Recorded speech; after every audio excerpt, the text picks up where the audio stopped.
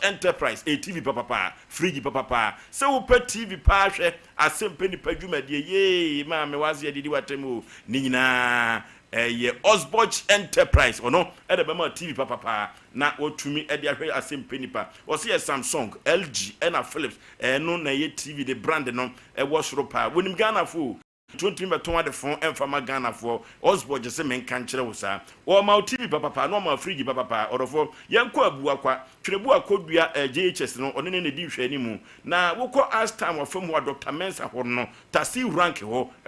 na behu Osborch Enterprise 0277788845 0277788845 and 0244363683 0244363683 and 0244 0242 026 375 0242 026 375